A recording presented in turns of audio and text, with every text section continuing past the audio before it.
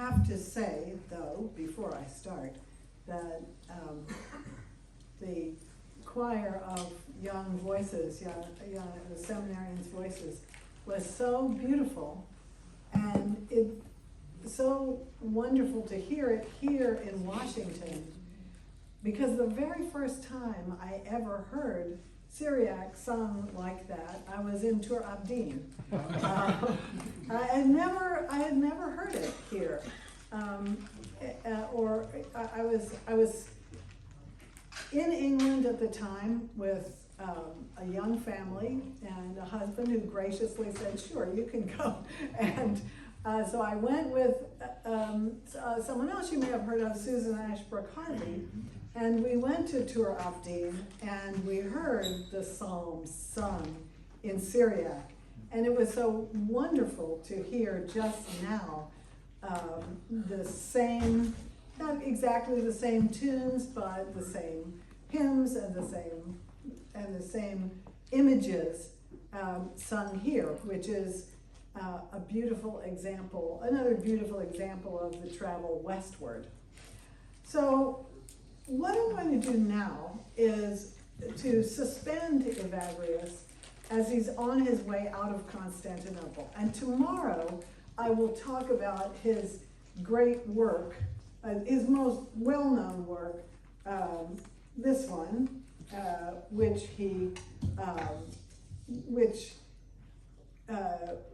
I translated with a team.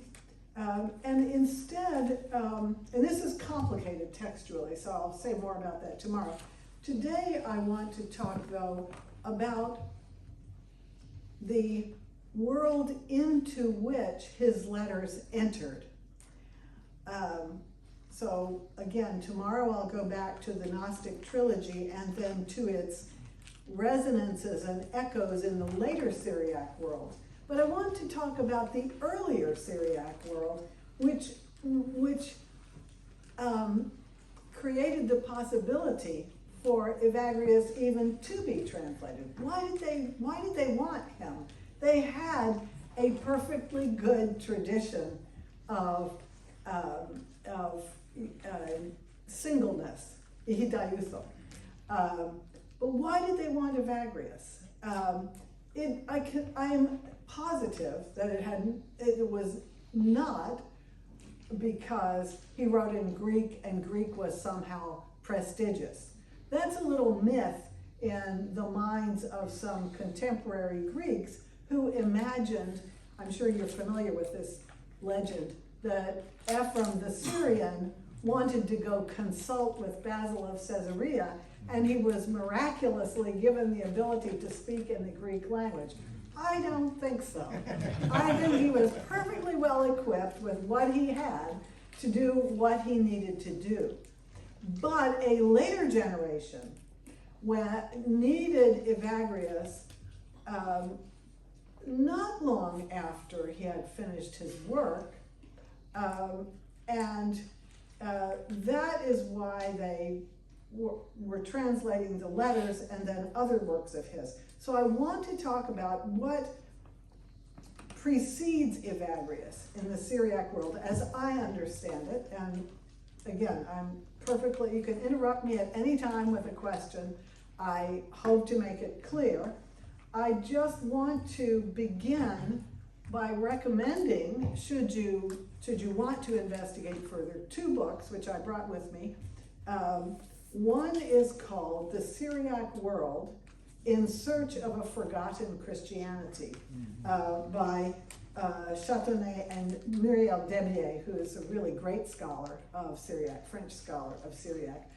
And then another book that I think is very useful, and this is another team project, Invitation to Syriac Christianity, an Anthology. Have you all maybe seen this? This is published by University of California Press, and it divides primary texts, that is, texts by Syriac authors, into topics. So foundations, that would be origin stories, doctrine and disputation, liturgy, asceticism, mysticism, and prayer, and then texts and textual transmission, and interreligious encounters. That's a polite way of saying arguments. First, arguments between Christians and Jews, then arguments among Christians, and then arguments with young Islam. So I recommend both of these, and I'm going to read something from this in a minute. So I'd like to lay the groundwork for the reception of Evagrius's letters. I've given you a selection, just the first 10, I think, of the letters that I have translated, and I'll explain, this is all of them, I'll explain why they're still in a rough draft form. So, that will get me into a long-standing scholarly quarrel about Evagrius. Of course, what are we here for except to quarrel? So it is necessary to know this, though, in case you get curious about him and go further into the secondary literature. Basically, there are two schools of thought about Evagrius.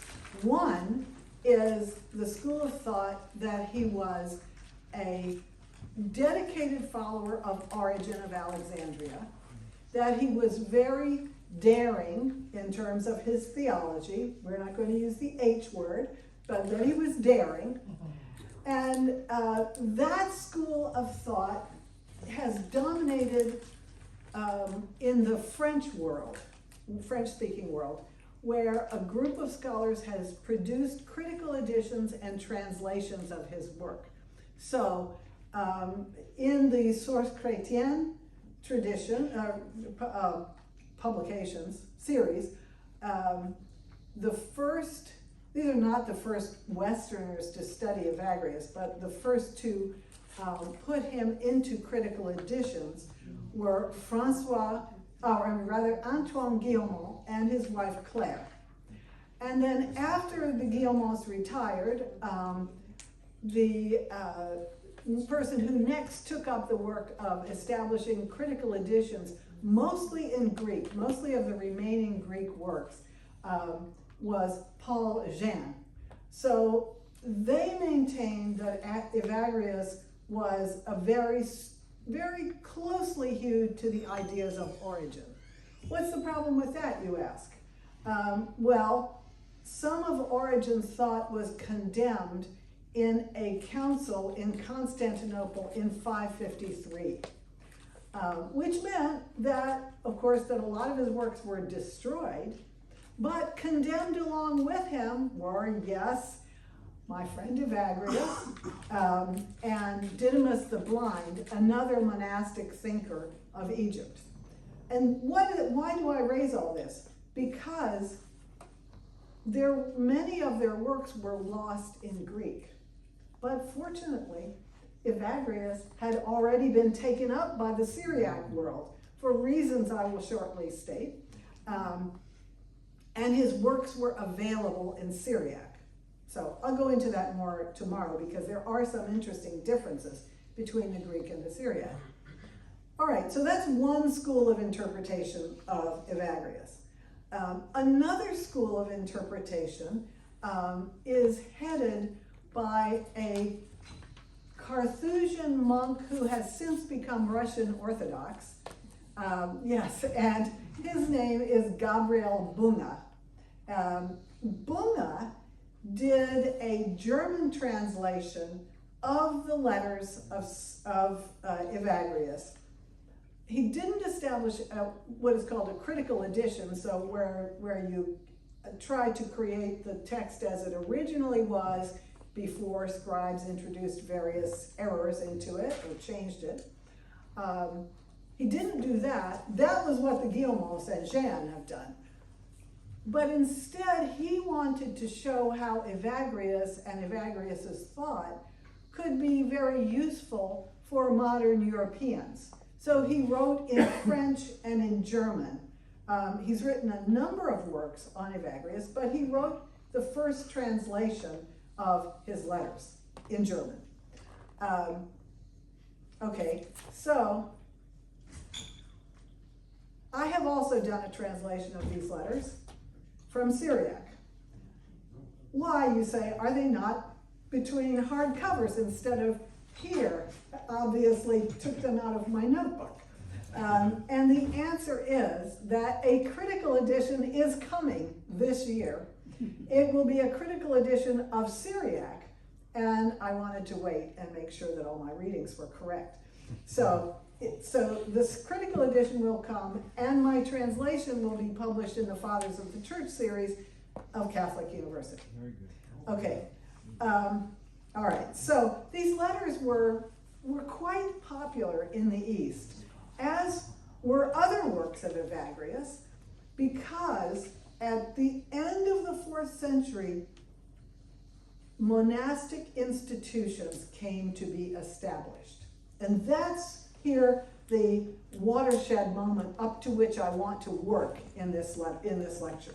Okay? Before the end of the 4th century, of course, there are people who were living as Christian solitaries, as ihidai, single ones, in imitation of the singleness of Jesus.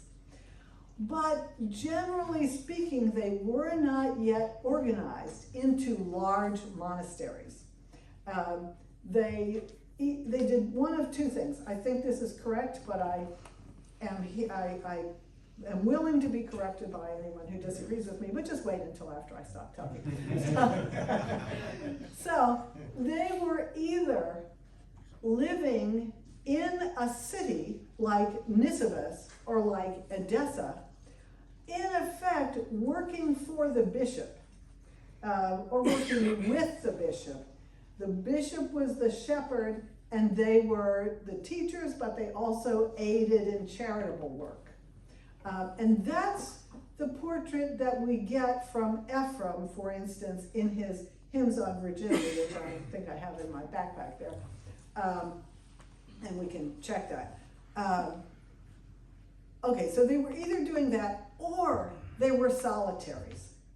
So if you read Ephraim the Syrians, and I say that guardedly, if you read the hymns on Julian Saba, Julian the Elder, and on Abraham Kidunaya, you will find portraits of a solitary ascetic person who is like a prophet living in the wilderness, performing great feats. Ephraim is, so we're going to just suspend that and understand that in the 4th century, there are these two ways of being monastic. One in the city and one in the countryside, but as solitaries. Ephraim seems to reflect, Ephraim's writings seem to reflect the situation of Christian ascetics in the first half of the 4th century. And there is another writer, of course, who also discusses, gives several discourses on the on unmarried Christians dedicated to God. Let me put it that way. And that, of course, is Farhad.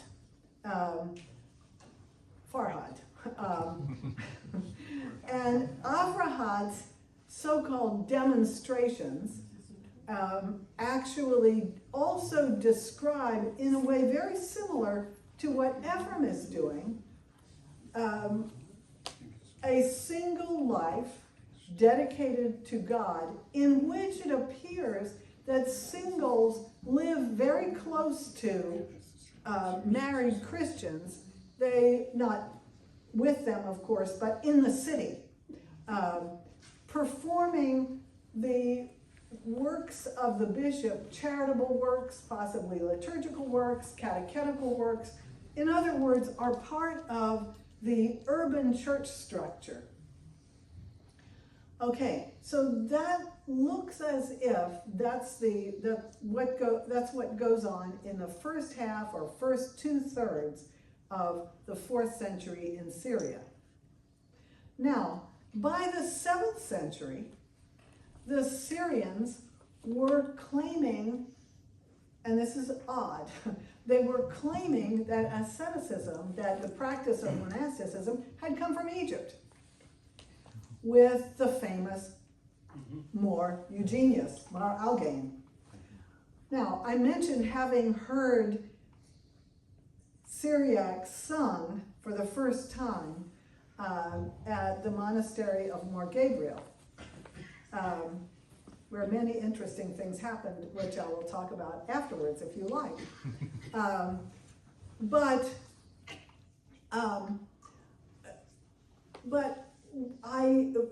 when I went there with Susan Harvey, we stayed with the nuns in their quarters.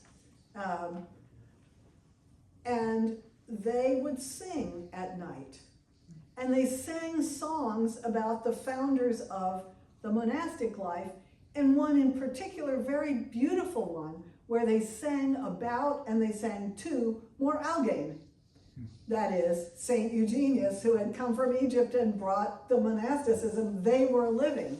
And of course, I was a guest, so I didn't say, well, there was one person who spoke French, and I could speak to her, Fevronia, and I didn't say, Fevronia, really it was already here, because they had the hymns and everything. But I thought that was extremely interesting.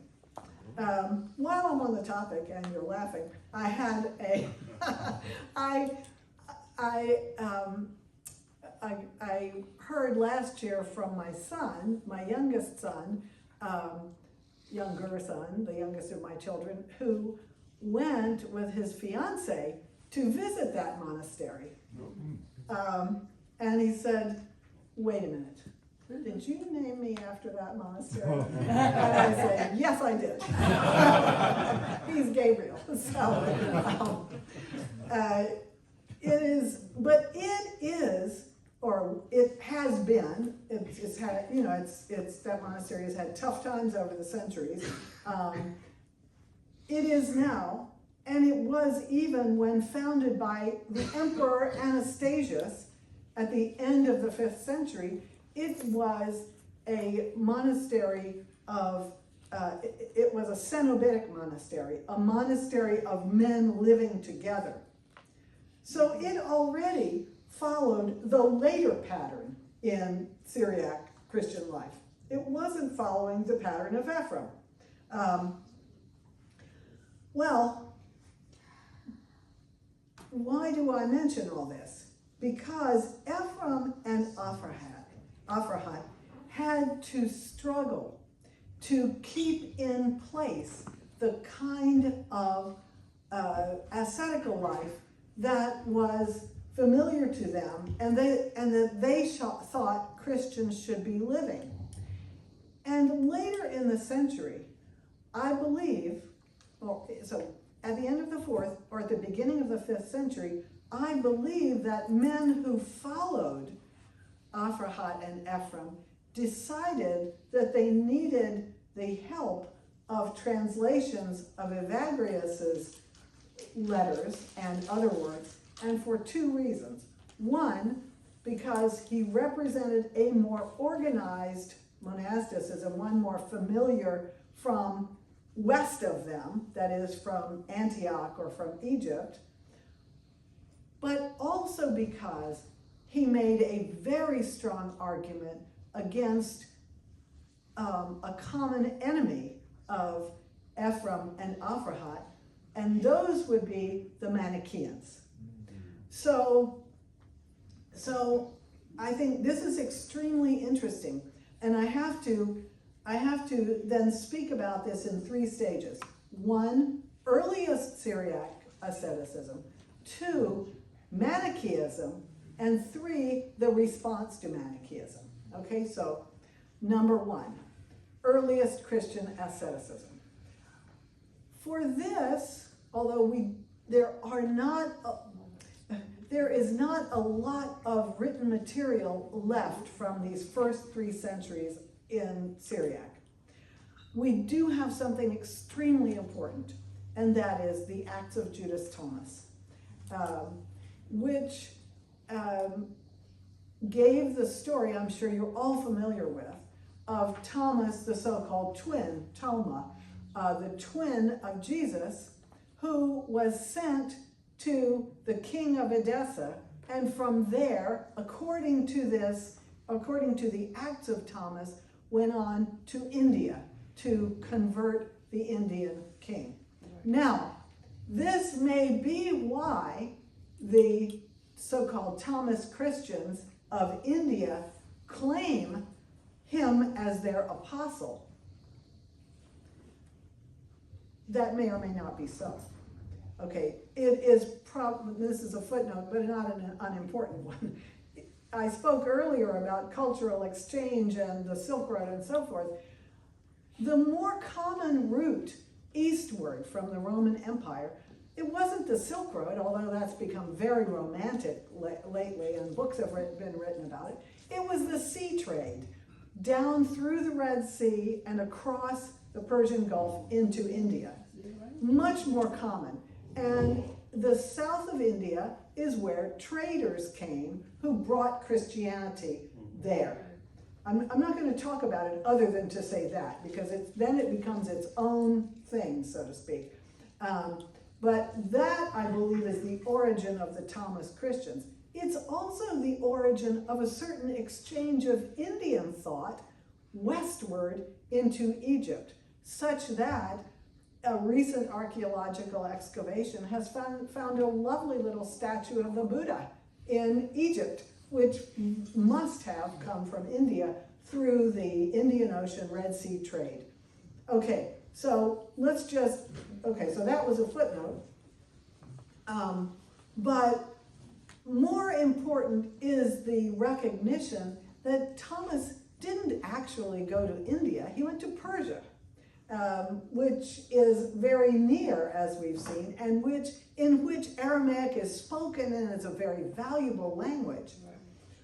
But the important thing about the Acts of Thomas is that Thomas, as an apostle, is an apostle of the single life. His preaching is to convince those who become Christians to take up the single life. And Thomas, the Acts of Thomas that is, preserves an even earlier piece of writing, which I encourage everyone to read because it's very beautiful, and that is the Hymn of the Pearl. The Hymn of the Pearl, and yes, the pearl of great price, is quite possibly a hymn that has further Eastern origins and has been adapted to Christianity. It tells the story. I hope I'm not boring you with something you're already familiar with. No? Okay. It tells the story of a young man who must go leave his father's kingdom in order to retrieve his father's treasure, or his parents' treasure, from where it is being guarded in Egypt by a dragon. It's very clearly an allegory of the descent of Christ into this world to return with the inheritance of the Father's kingdom. Well, in the Acts of Thomas, it's very interesting. The Acts of Thomas, this hymn is placed in Thomas's mouth so that Thomas, now this is the 2nd or early 3rd century, Thomas, to the princess whom he is trying to convince to become Christian, sings this hymn. They're in prison together. He sings this hymn, and at the end of the hymn, they are released from prison, miraculously, somehow, by the singing of this hymn. Well, that's also an allegory, of course, for being released from the bonds of the flesh, etc. But the entire Acts of Thomas is an addition to what we would call the canonical Acts of the Apostles, but it's an act of the East. It's an act of the apostleship going east. It's very beautiful. I encourage you to all to read it. It's available online. It is the answer to the canonical Acts of the Apostles where Paul goes west, right, to the alleged center of the world. So this one is extremely important. And it's also important because Thomas, as Jesus' twin, is a single, anihidoio, and he preaches singleness. That's, of course, he preaches salvation through Christ, etc., but he is, in fact, he anticipates what Ephraim, a century and a half later, will be talking about when he talks about singleness and the heroes, for a lack of a better word, of the faith. So, Acts of Thomas, including the Hymn of the Pearl, much older and reinterpreted, or perhaps already written as a Christian hymn, we just don't know. And this gives an indication that already in the Syriac-speaking world, the same singleness as observed in the life of Jesus is also being preached by Thomas. Now, at the same time that the Acts of Thomas is circulating, you have the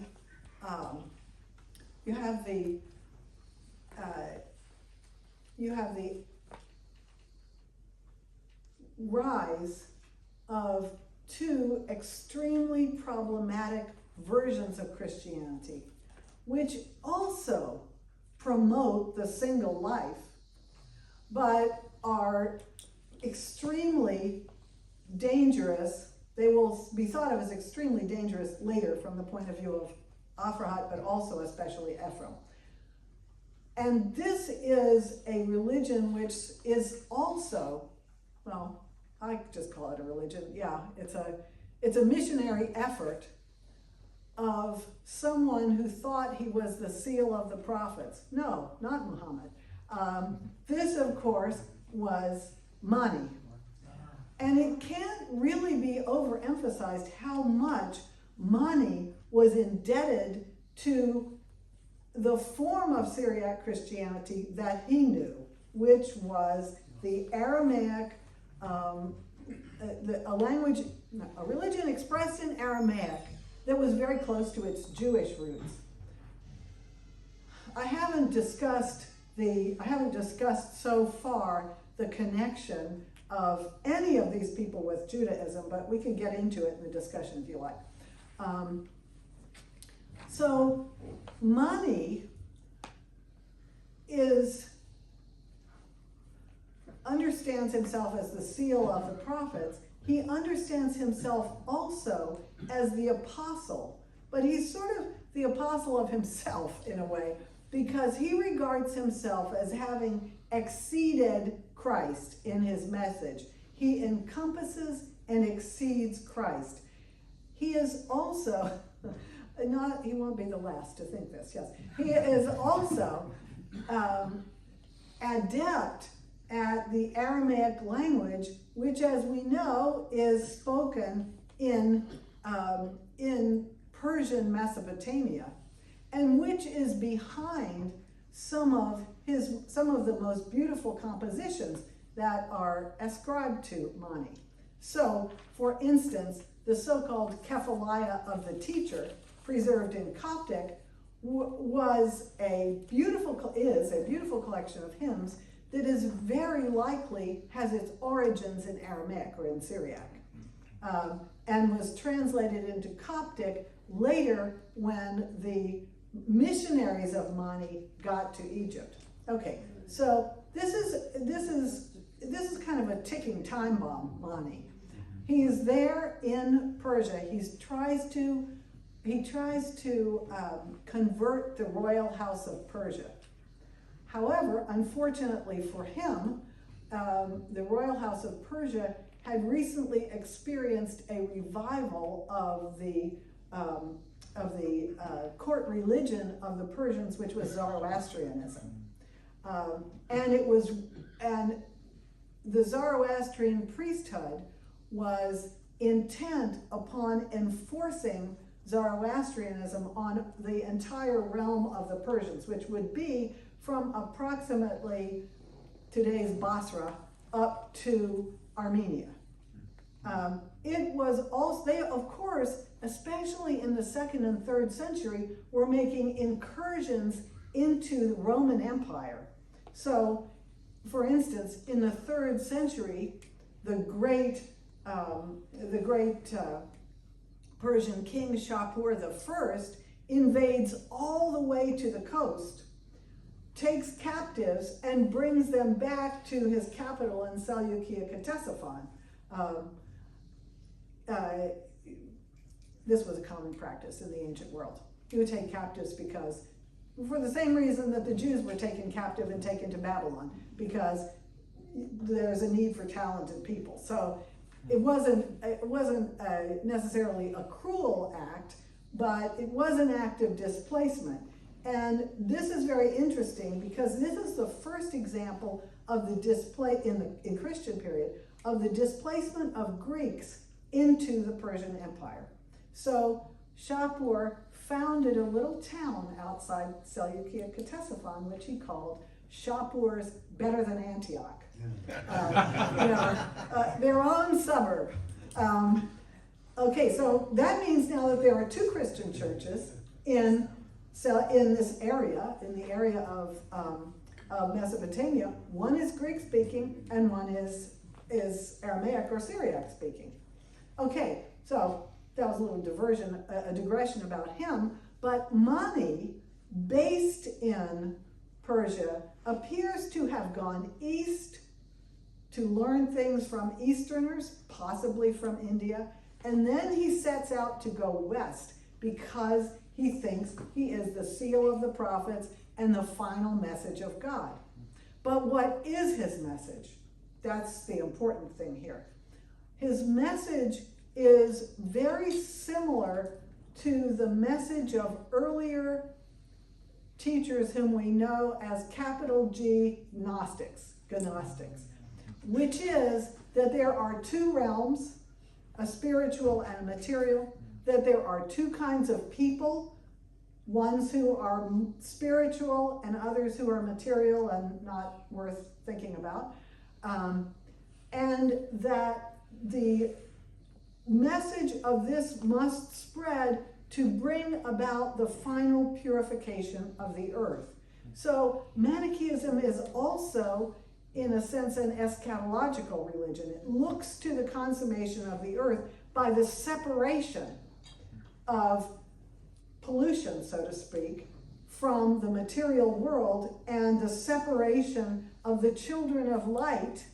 Yes, they use this term, the children of light themselves, who will be separated from others who then will just be destroyed. And there is actually elements of Zoroastrian teaching in this, but we're not here to talk about that. I just want to say that Mani was very creative in adapting a new religion out of old parts, so to speak. He also is apparently extremely attractive to people because he is quite ingenious, and he establishes a church. He calls it a church.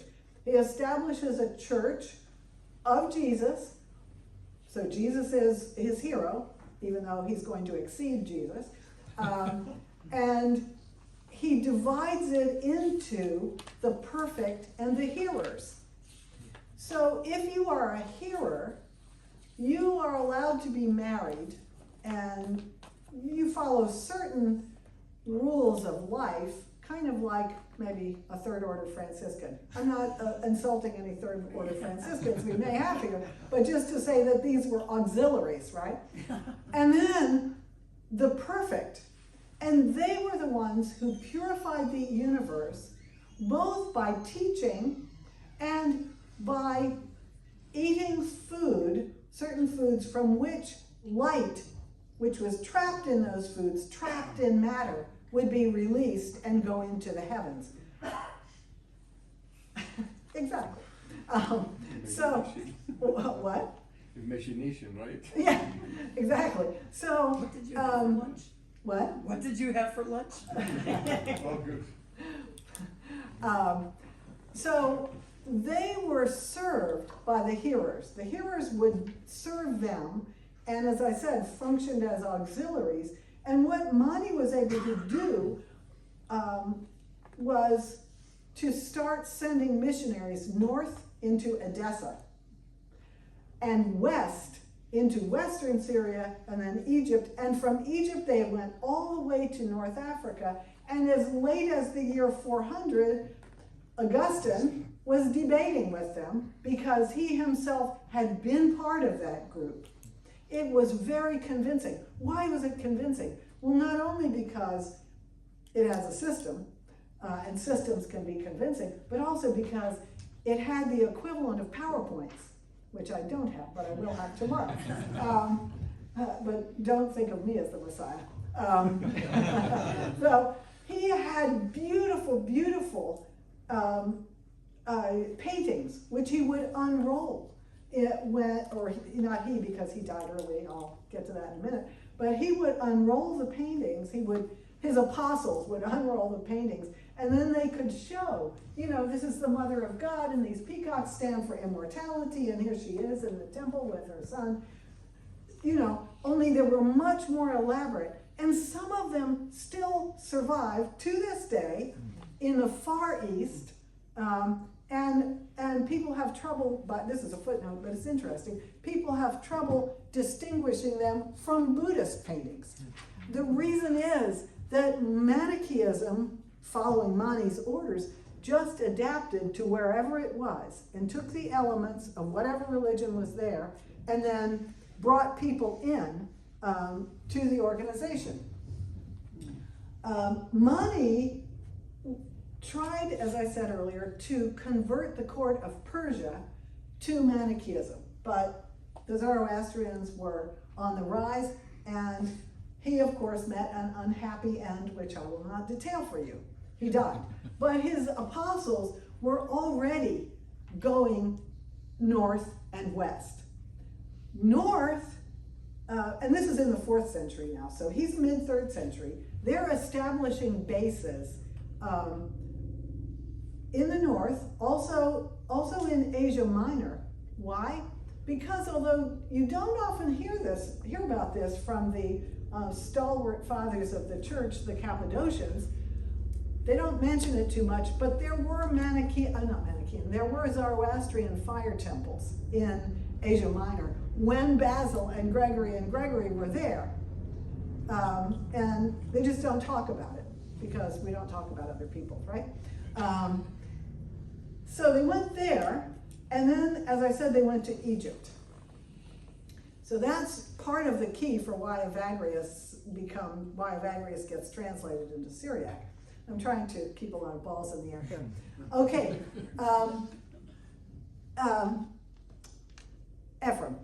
Ephraim knows about the Manichaeans very well because he's in Nisibis, and because at least most people think that he went to Edessa after Nisibis fell when the Persians conquered it in the year 363, and Julian died. The Emperor Julian. Okay, so you got. I'm sorry. What was that? It's okay. I can answer a question. Oh, okay. Sorry. Well, anytime. That's all right. Nothing of the question to ask you. Okay. So they have established themselves in Edessa and in Nisibis and other places in Syria, and they are then moving on to Egypt.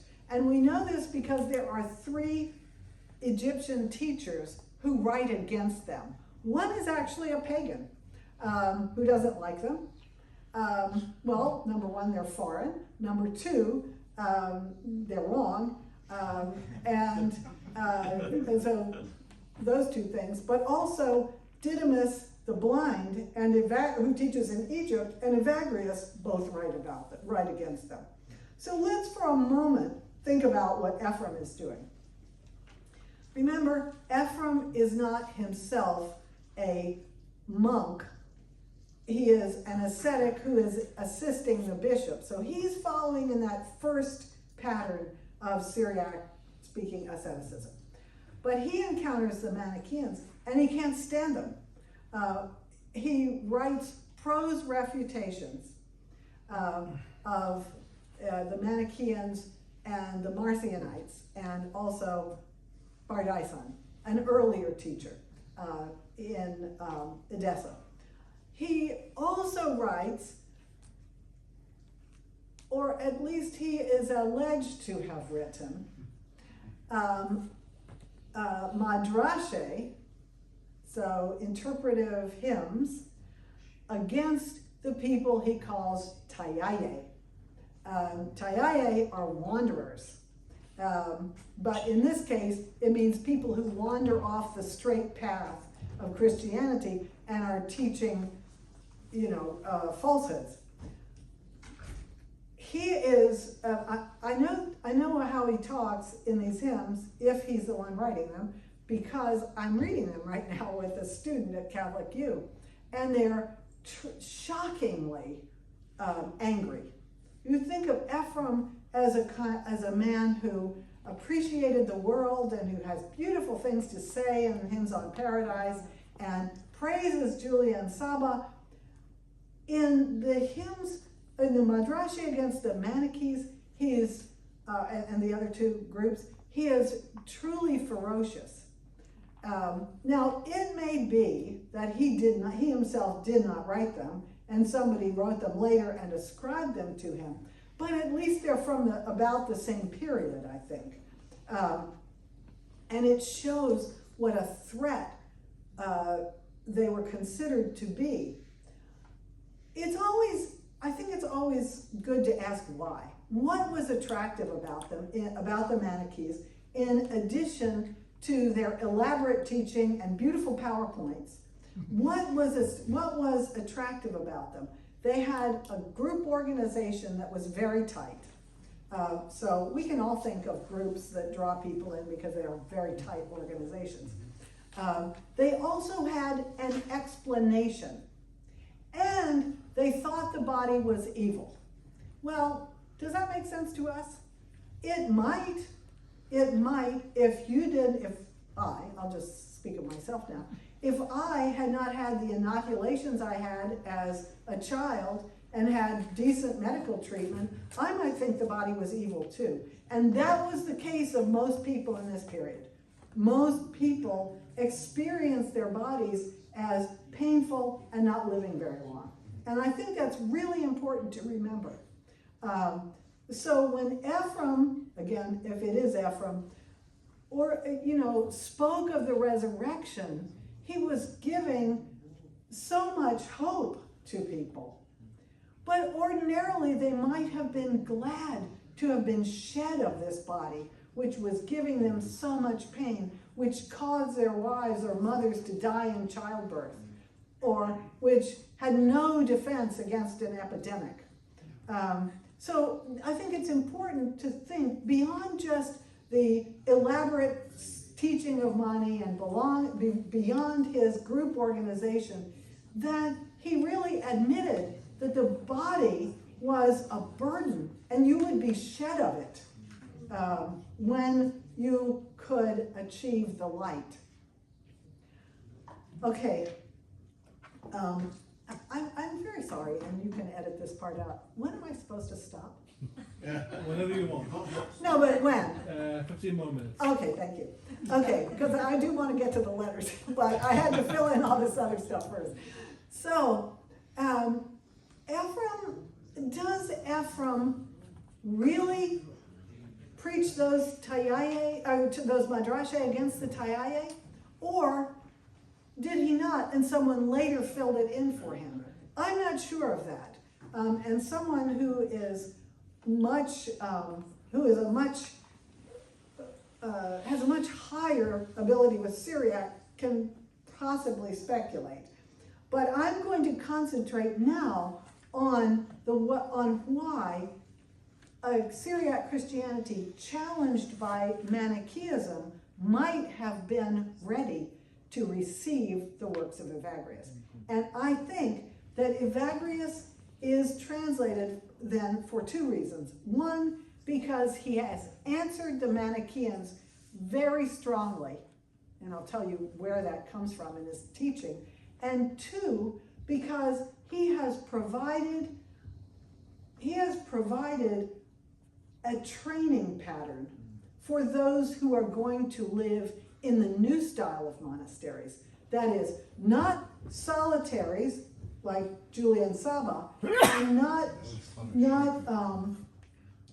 men and women who were living as singles, cooperating with the bishop, but those who would live in large monastic establishments outside of cities. What we could call the Pachomian model. So that comes into Syria at the end, the Syriac realm, at the end of the 4th century. It doesn't eliminate other people who were solitaries, but it does provide a new form of an institution, which then Rabula, the terrifying bishop of Edessa, can write rules for, which he has to do because there they are on the ground. Okay, so Evagrius's letters are then part of, I believe, an attempt to organize, the Syriac translation of the letters, not the letters as they appeared. That's a different problem. The Syriac version of the letters undergird this new kind of monastic life that is coming into Syria at the end of the 4th century, and will be, in effect, the most effective answer to Manichaeism and to a kind of dualist Christianity. Why? Because they are anti-dualistic, and because they show how all forms of the monastic life can live together, how they cooperate with each other, because he was already doing this in Egypt. So the experiment that he did in Egypt was then brought to Syria in the form of translations. That's my current thinking about it anyway.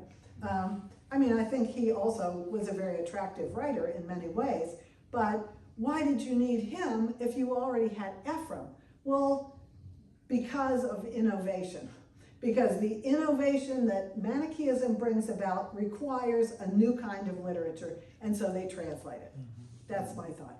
Father. Would part of that be because you mentioned with Manny and his apostles, they were very organized, and this is therefore another organized group? Bingo, Okay. bingo, I love that, thank you. I realized at some point that Mani could be said to be the organizer of Cenobitic monasticism of the Christian kind, because he does it first. And he does it because he looks over at Christianity and says, hey, you have apostles, I'm going to have apostles, but I'm going to have apostles of the monastic life. And so he sends them out. But they also very conveniently have lay people to serve them. We've all been to monasteries where this is the case, right? There are lay people helping out, yes. Can think of one outside of Dubuque, Iowa, where I saw this with my own eyes. So, why the letters, though? I'm going to talk tomorrow about the curriculum, which is the Gnostic trilogy is basically a curriculum. Note also that Evagrius gives us the word Gnostic. He doesn't shy away from it. And I believe he does that because he knows you have to top a Gnosticism with another Gnosticism, with an Orthodox Gnosticism, where knowing is not disconnected from the body. It's not disconnected from the senses, from friendship, from community, and all of these things he addresses in his writings, and they seem to be very important. So sometime in the 5th century, they come into Syriac. They're also, his works, they're also going into Armenian at the same time. Not his letters, but his works specifically about the monastic life. The letters will be translated later from Syriac, but that's much later. One of the interesting things about Evagrius's letters is that they seem to be addressed both to women and to men. So this period of time when Evagrius is working is a time when there are many women entering into the ascetic life. Jerome writes about them, sometimes rather condescendingly. He's condescending about a lot of things. Indeed, indeed. Gregory of Nyssa writes about his sister Macrina. Gregory of Nazianzus writes about his own sister Gorgonia, who was married but then lived as an ascetic later on. So there is a lot of celebration of prominent women who were taking up the ascetic life, and generally at this point did not live in monasteries, not in the 4th century, because they weren't organized yet. So the 5th century, again, in Syria and in Greece, or Greek realms, is a time for these large organized monasteries to begin on the model of the monasteries in Lower Egypt, in Tabanisi, the Pachomian monasteries, which were large and did have an organization, and which generated the first rule of monastic life. Okay, but that's not yet available to the Greek world and the Syriac world. So Evagrius's letters are organized in, perhaps not by him, perhaps later. It's not clear because we actually don't have them in Greek. They were eradicated. So we have them in Syriac, and as I said, in Armenian in a different form. But these are letters written to people who are in various stages of their monastic life.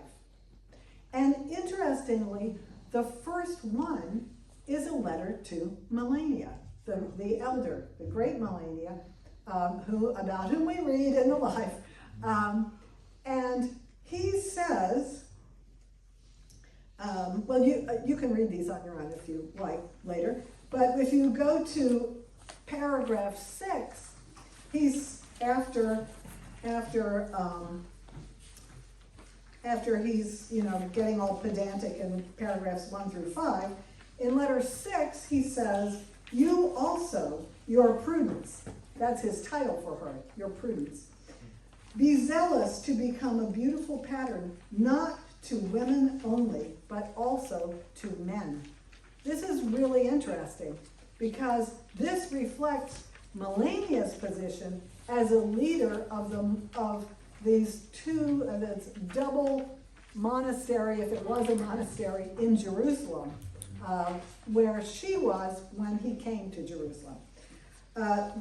To become to everyone, this is the last line on that page, to become to everyone like an archetype, a form of patience, for it is suitable, and I had to put female in because the Syriac reflects it, female disciple of Christ, to struggle unto blood, and to show everyone that our Lord arms women with manliness against demons, and strengthens weakened souls with the gift of the commandments and of faith.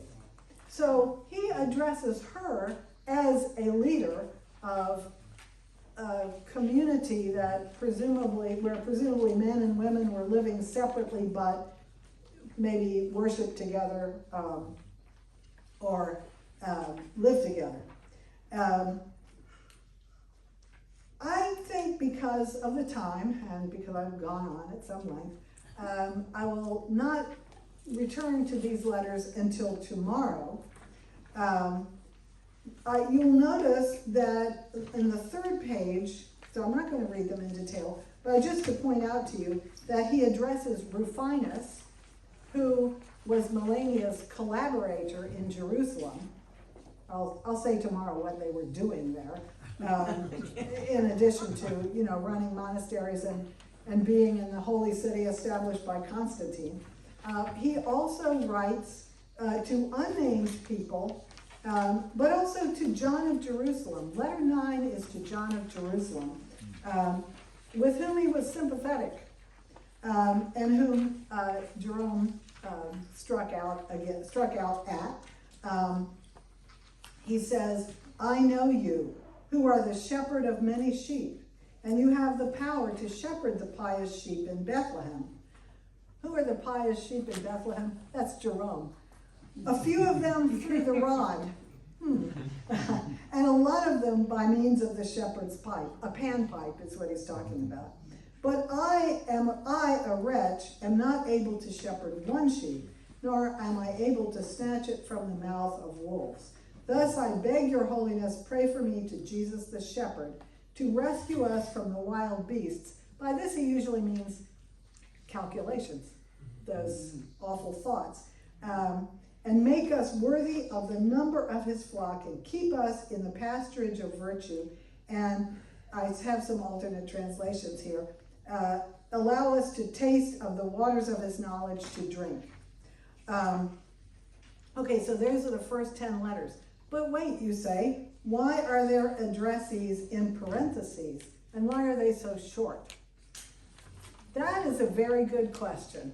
But I will take this up tomorrow when I talk about the extent of Evagrius's work and what he did before he became a deacon in Constantinople, I think, and then what he did after he went to the desert.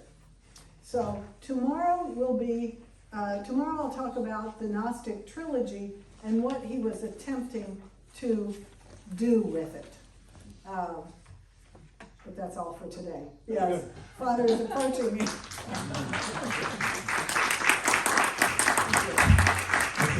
Thanks, Andrew. We'll take a few minutes for questions.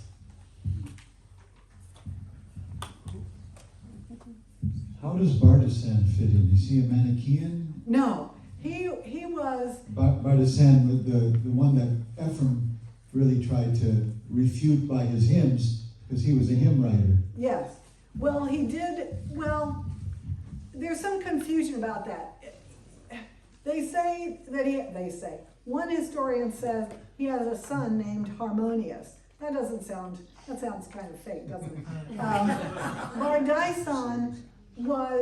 Bardisan was an unattached sort of roving philosopher who he appears to have been at the court of the Armenian kings, who were not Christian at the time, and to have undergone certain influences from Persian thought.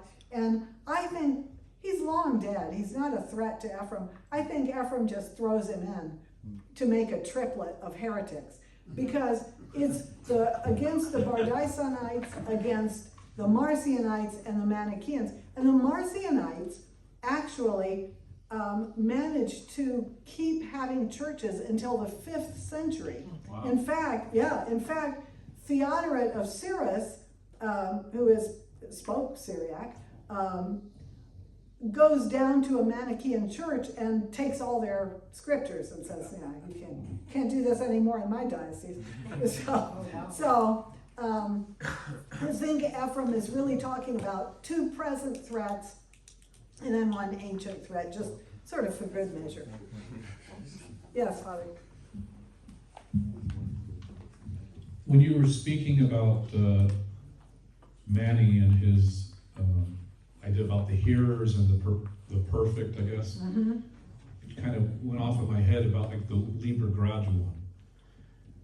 Very similar terminology. What would be the connection between Manichaeanism and the Liber Graduum? Oh, good question. Very good question. We actually have a student now at Catholic U who is working on a dissertation on the Manichaean writings compared to the Liber Graduum, the Book of Steps, Latin title. Well, the Book of Steps is a series of discourses to a Christian community that appears to have been divided into the just and the perfect. And it was probably composed in the 5th century, but it reflects 4th century practice. Why?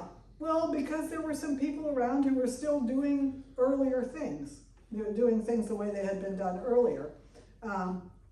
So she's trying to show, actually I'm not sure what she's concluded yet because she's still working on it, but she's showing the similarity of structure in the communities between the Manichaeans and the Book of Steps, possibly suggesting that the Book of Steps may have been people who were trying to bring in the Manichaeans, but under the aegis of Orthodox Christianity. It's a possibility. Yeah. So, I've heard that Saint Augustine was a Manichaean, or I don't know. Is there any connection between Saint Augustine and the Manichaean? Oh, he was a Manichaean. Was he? Oh, yes. He converted. Yes, he converted. Maybe not all the way. I can't resist. Sorry, I get too much. Yeah. That whole original sin. Yes, yes. You just read book 23 of the City of God. If that isn't a Manichaean talking, I don't know. But okay, he spent 9 years as a Manichaean. So he was a hearer, not one of the perfect, but he knew it very well, and that's why he enters into debates in North Africa, in Carthage, with Faustus the Manichaean. So, yes. Yeah, it was a system, it was a very appealing system for people who like systems. Let's take 2 more questions.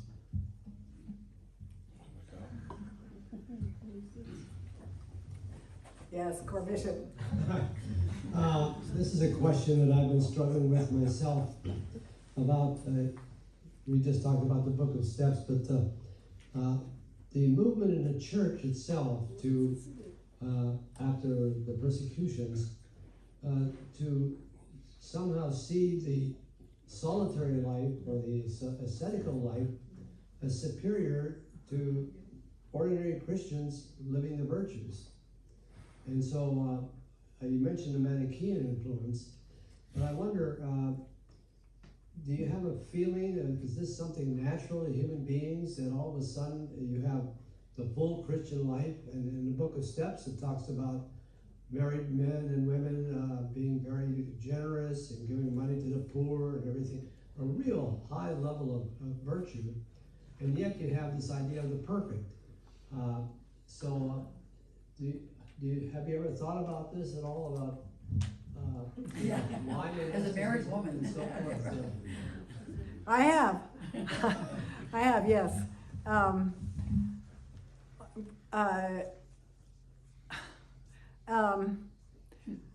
The problem is the 2 great models of life in earliest Christianity, if we can say Jesus was in Christianity, were Jesus and Paul.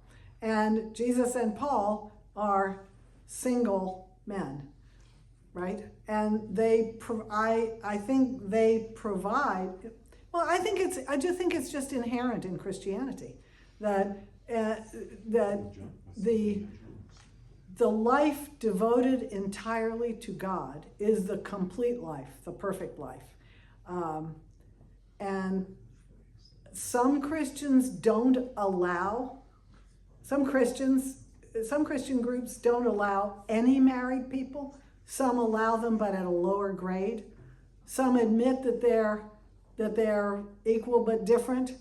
But the example of Jesus as a solitary, a Yahid, you can't get around it.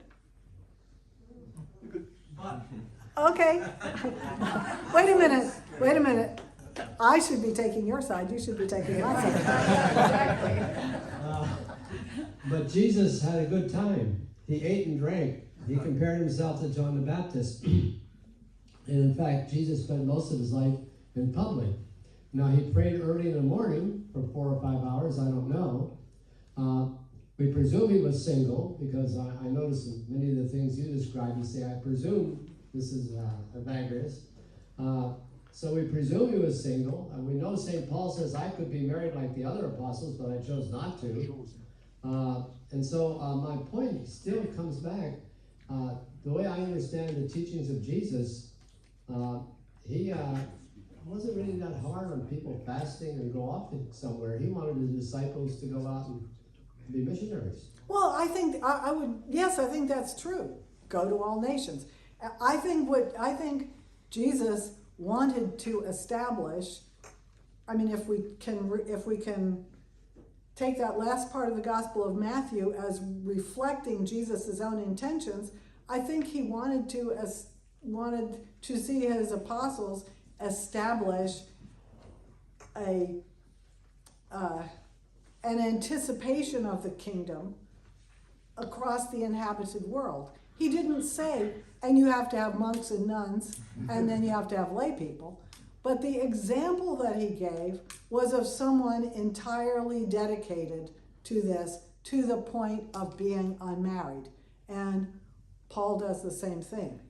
The married people are not forbidden in first century Christianity. That's obvious, or we wouldn't have the disedifying story of Ananias and Sapphira, right? But the complete dedication to God is, I don't think it's so much singleness in the sense of not having sexual activity in children. It's a singleness in the sense of single-minded devotion. And I think for early Christians that entailed the state of singleness. Well, you're right. We're exchanging our positions. I still think that the Catholic Church has a bias against those who are married. You're not kidding. I mean, my students, you know, I teach undergraduates, and most of them have never met a monk or a nun. That may be changing now, but I used to show them a beautiful illustration from the St. Joseph's Catechism. Some of you may remember this, of a priest at an altar, and on the left was a couple coming to get married, and on the right were a young priest and a young nun, and under the couple, the letters said good, and under the priest and nun it said better. So, you know, I prove your point. One more question? Maybe if I could play the other side for a moment. So we know that Paul kept saying that it would be preferable, right? So he just drives that in. Would that all men be as I were? As I would, exactly. It's preferable because the woman who has a husband then has to think about her husband, the man who has a wife has to, but the one who doesn't, right? So I'm just wondering if the path is from the practica to the apatheia, to the point that you would actually get to the point where passions are no longer driving you. If the idea is to get to the point where you master, I wonder what is the practicality of coming in and out of character, so to speak. If you're practicing solitude, if you're practicing self-control, and then you have to get back into the other side, so to speak, and then you have to remove yourself again. And you just finished basically overcoming your passions, and now you have to sit with your family and eat. You have to, do all the other things. Yell at the kids. Yell at the kids, not to speak of other things. But, all those things basically, because I think many speak of how the sense is the most difficult to overcome, that you could overcome basically what you see, then overcome what you think, but it's a sense that is difficult to withdraw from. So I'm just wondering, practically speaking, it's difficult to come in and out, or would it be better basically to, once you're separated, to remain separated? Just wondering. Well, I'm inclined to think it's all difficult. but my just thought of something, which also encompasses Core Bishop Celia Beggiani's question. I think that these first generations of Christianity, the single life is oriented toward the kingdom and enacting the kingdom, acting as if you were in the kingdom to other people, having the discipline appropriate to showing forth the kingdom. But it's pretty quickly in Christianity, certainly in the 3rd century and definitely in the 4th, when you begin to get legislation, ecclesiastical legislation, then you get purity and impurity rules that come in. And that tends to undergird and to a certain sense, divert what the original intention was, which was to be completely dedicated to the kingdom. So purity and impurity assume a kind of stable system that has to be protected from contamination. And I think that is what was so, well, I just speak about the West here. That was so predominant in Western Catholicism as it developed, up to the very recent times when marriage is, when marriage has been validated equally, right? So, and I think the difference between the two, but we could talk about this tomorrow too, is the difference between a system understood, I don't like the word system, a practice understood as moving people toward their goal in the kingdom versus a practice which likes to keep everything safe and separated into pure and impure. And I think that happens, the latter happens as the church begins to settle down and be in the world and have buildings where you have to have pure and impure zones, etc. Right? That's it. I was getting at. Yeah. Thank you very much. Please join me in thanking Professor Darlene Brown.